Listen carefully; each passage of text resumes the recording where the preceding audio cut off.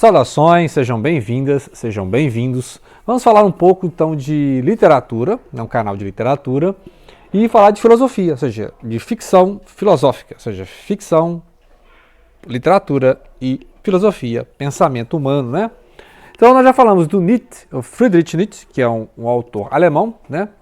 Que fala muito dos gregos antigos, né? E fala muito do niilismo, fala muitas coisas a respeito de religião, né? Sobre moral, a genealogia da moral. Nós já falamos do Nietzsche quando falamos do Thomas Mann, né? Da Montanha Mágica, e quando falamos do Hermann Hesse também. Hermann Hesse a gente falou. E a questão do existencialismo, né? Quando falamos que o Nietzsche era um leitor de Stendhal, era um leitor de Dostoiévski, né? Então, vamos falar do Zaratustra, que é um livro que eu li lá no final dos anos 90, muito difícil, né? É um livro que é em 4 partes. Na verdade, o Nietzsche fez 3 partes, depois fez uma 4ª parte, né? Tinha mais ideias para escrever, só que é um livro inconcluso, então nós temos 4 partes. Então vamos ler alguns detalhes da obra, né? E alguma coisa passando, porque não é, né? Sim, serão 2 vídeos, né? Então, para começar a ler Nietzsche, eu não acho boa ideia começar com Zaratustra, igual eu comecei, né? Eu lembro que quando eu fiquei sabendo que existia o Nietzsche, foi lendo lá O Insustentável Leveza do Ser, do Milan Kundera, né? Que ele fala do Eterno Retorno e fala também daquela cena do Nietzsche abraçando o cavalo, né? O cavalo estava sendo açoitado na rua, lá em Turim, e o Nietzsche abraçou o cavalo, né? Assim, em lágrimas, né? Então tem uma imagem assim, pop do Nietzsche, né? Então eu fui ler o Zaratustra, e é uma pedrada, né? Assim, primeira é uma pedrada. Claro que o Nietzsche hoje em dia está mais popularizado, né? A gente pode ver que tem alguns filmes, né? Por exemplo, esse livro, o livro do Nietzsche Chorou, né? Que é baseado, assim, como se o Nietzsche tivesse encontrado Freud, né? Freud apareceu, inclusive, lá no cemitério de Praga, do Humberto Eco, né? E aqui é como se o Nietzsche tivesse conhecido o Joseph Breuer, né? E o Sigmund Freud, né? Então, interessante. Esse livro de 1992, do Irving Yalom, né?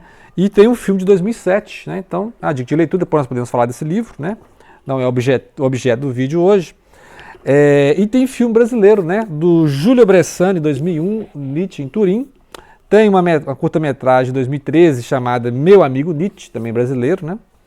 E o Cavalo de Turim, que é um filme do húngaro Belatar, né? Que é de 2016, também tem essa intro, né? Essa inspiração no Cavalo de Turim. Então, Zaratustra, certo? Só que para ler Zaratustra, eu recomendo hoje que se leiam 2 outras obras, certo? Para começar. O Crepúsculo dos Ídolos, para você pegar o estilo do Nietzsche, né? O estilo do Nietzsche, que é filosofar com o martelo, né? Como se filosofa com o martelo, né? Tradução muito boa.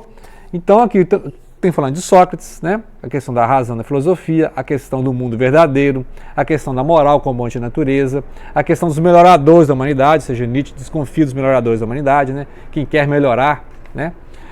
O que falar aos alemães, né? E intercussões de um extemporâneo. Então eu acho legal começar, né? É bem básico, é bem simples, né? É bem simples. E tem a autobiografia do Nietzsche, né? Ou seja, a autobiografia que ele fala de si e fala da obra. Então a autobiografia falando da obra. Então ele explica as obras, né? Tem trechos que ele vai explicar aqui, o Zaratustra, né?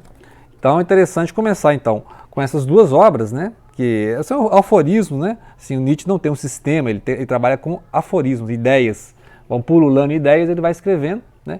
Então, para a introdução ao Nietzsche. E essa obra do Zaratustra, né? É uma obra que é ficção, ou seja, tem poemas, né? Tem uma forma narrativa, ao mesmo tempo que filosofia, né? Ou seja, está filosofando através de uma ficção. Por isso que é uma ficção filosófica, né? Igual no Mundo de Sofia. O Mundo de Sofia é um clássico da ficção filosófica, né? O Montanha Mágica é uma ficção filosófica. Muito bem, o Zaratustra aqui, ou Zoroastro, né? É aquele profeta, é um profeta lá da época da Pérsia, né? Uns 600 anos antes de Cristo. E que tinha aquela ideia já do monoteísmo, né? Um monoteísmo um tanto quanto dualista, porque na verdade tinha um Deus supremo, mas ele tinha um rival, que é uma sombra dele, que seria o Deus do mal, né? Então você tinha um Deus do bem, o Deus do mal, então você tinha o Mazda, né? E você tinha o Ahriman, né? Então, como era um culto a Mazda, um Deus do fogo, o Deus da luz, era chamado de mazdeísmo ou zoroastrismo, né? Até hoje tem, né? Os Parsis, né? Que são os adoradores do Deus Mazda, o Deus da luz, o Deus do fogo. Né? Inclusive eles não cremam os mortos porque eles não querem poluir o fogo. Então os mortos são abandonados, né, ao tempo, né, insepultos, né? Então para não sujar o fogo. porque o fogo para eles é a luz, é sagrado. Então esse culto dos Parsis, né, ainda tem na Índia, né? Inclusive o pessoal fala que a família do Fred Mercury, do Queen, era a família Parsi, né? Interessante. Não sei se o Fred Mercury era um zoroastrista, né? Então o Zaratustra, ou Zoroastro, né, ele é esse profeta. E aqui o Zaratustra é esse Zaratustra daqui, que é um profeta filósofo, né, que não quer seguidores, não quer discípulos, né, ele não quer nada, ele não quer fundar religião, desconfia dos religiosos, né, os desprezadores do corpo, né, aquelas pessoas que reduzem o corpo pelo ascetismo, que o corpo é pecado, né. Esse aqui não, esse aqui é um profeta filósofo, que é um anti-Zaratustra, ou seja, ele também está falando que a morte de Deus, né? Então, sempre só falar que o Nietzsche inventou a morte de Deus, não, mas na verdade o Nietzsche estava acompanhando naquela época, né, final do século XIX, em que tinha esse fenômeno do Deus está morto, né? Mas a questão é que o Nietzsche só proclamou isso, né? Na verdade, não foi o Nietzsche que inventou o ateísmo. Então, o ateísmo vem lá desde o iluminismo, né? Século XVIII já tinha o iluminismo. E no século XIX já tinha o quê? O Darwin, né? Com o evolucionismo, já tinha o Marx no socialismo, né? A ideia a religião é o ópio do povo. Então o Nietzsche não está falando nada de novidade, né? Ou seja, quando ele fala que Deus está morto, tem aquela ideia. E depois, né, ao longo do século XX, essa ideia do Deus está morto, muitas religiões voltaram, né? Então o neo-evangelismo, né? O neo-evangelismo começou nos Estados Unidos.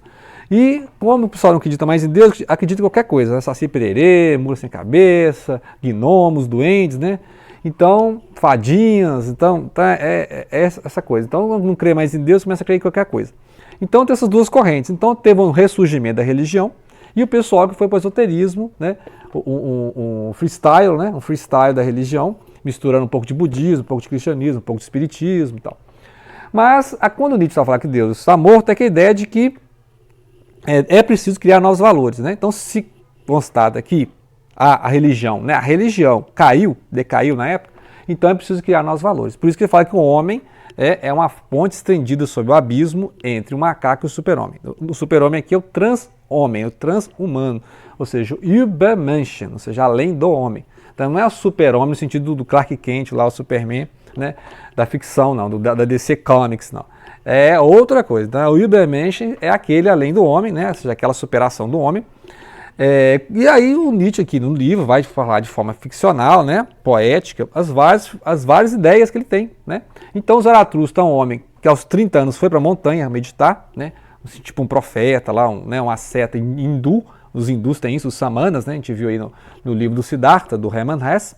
Então é como se fosse um samana, ele foi lá para a montanha meditar, ficou lá uns 10 anos, né, então aos 40 anos o Zaratustra desceu da montanha, ele resolveu ir até o povo para falar para eles, olha, vamos criar novos valores, né, vamos jogar as tábuas fora e vamos criar novos valores.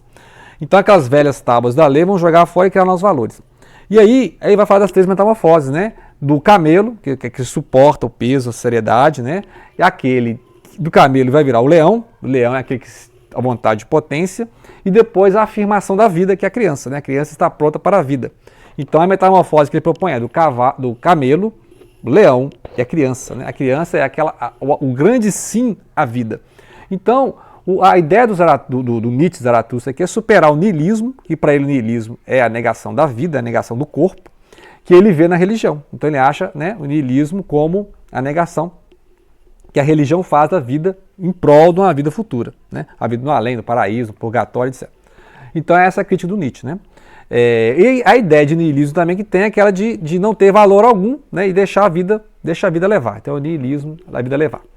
Muito bem, então ele vai falar que é preciso, né, descer até o povo para levar essa novidade, os novos valores, mas ele não quer discípulos, ele não quer seguidores, ele quer amigos, né?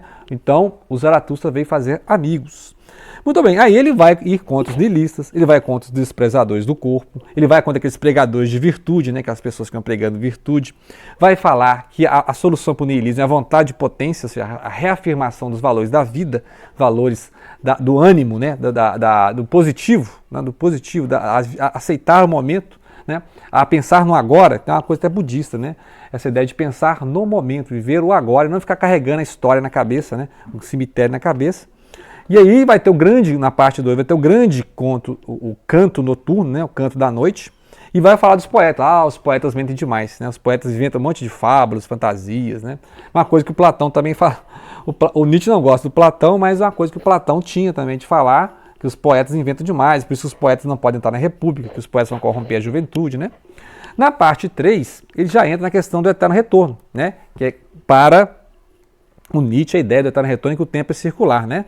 Lembrar lá do Ouroboros, uma ideia, né? É um símbolo da humanidade em que o tempo é cíclico, né? Essa aqui é uma imagem de 1478, né? Ou seja, final do século XV, né? O Brasil nem tinha sido descoberto ainda, né? Então é Ouroboros, é um símbolo usado também na alquimia, né? No ocultismo, no hermetismo, né?